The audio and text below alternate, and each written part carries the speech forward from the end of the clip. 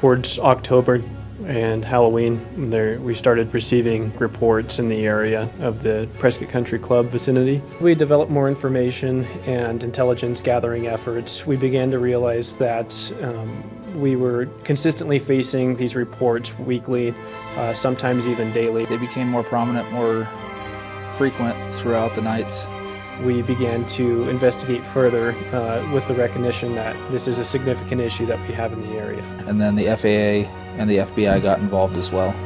It wasn't until we got information that we were one of the #1 highest reported areas in the United States when we recognized that this situation was continuing and equally complicated. Initial hunch is that we believe they were related to the Halloween decorations and the Christmas decorations, but following the holidays, we continued to see laser strike reports come in, and with video evidence coming from the cockpits of several aircraft. These laser strikes are dangerous to pilots and can significantly interfere with aviation operations. I can tell you that it lights up the entire cabin, and anybody looking at it, it can be a severe flight risk and cause permanent physical injury to their retinas, the pilots. I mean, we were getting calls from not only civilian aircraft, but native air, the Embry-Riddle students that were learning how to fly, law enforcement aircraft, commercial aircraft. So it can impact a wide range of people. And it started becoming more and more prominent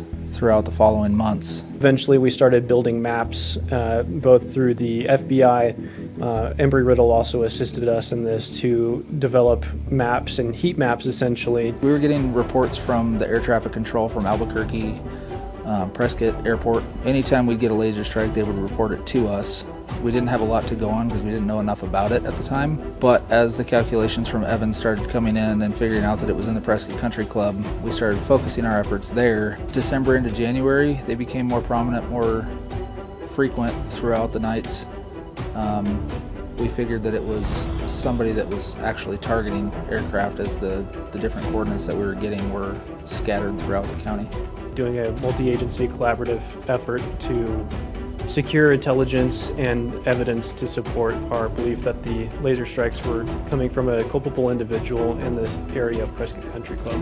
Sergeant Surak, he took it upon himself, and he was able to actually get the laser strike on body cam from the specific house that we were looking at. That was a huge part in the final part of our operation that we did. We believe these efforts will drastically improve the safety of aircraft and flight training operations in the area for Embry-Riddle, for commercial operations, and medical and law enforcement aircraft in the vicinity.